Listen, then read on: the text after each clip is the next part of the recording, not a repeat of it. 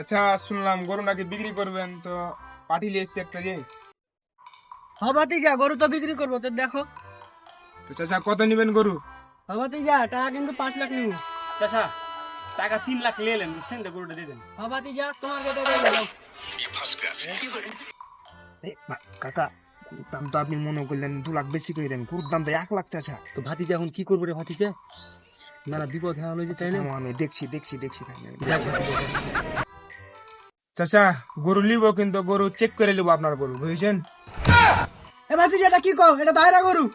চাচা গরু কিন্তু নিব, কিন্তু গরু সার গরু হচ্ছে আয়রা গরু হয়, বললে দেখার বিষয় নাই। গরু নিব, চেক করে গরু নিব। আমি আমার ডাক্তারকে ফোন দিছি, বুঝেছেন? হ্যাঁ মামা, ডাক্তার মামা, কাজটা আমার কিন্তু করে দিতে, বুঝছেন?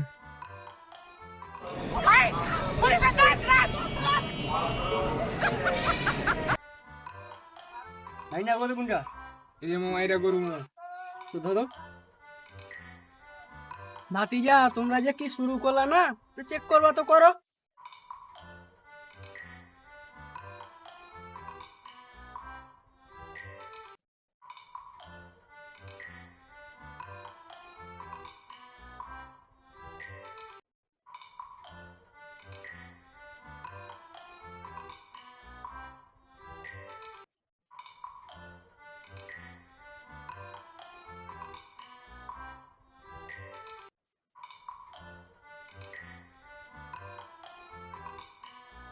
না, গরু তো 5 মাসের ভরণ।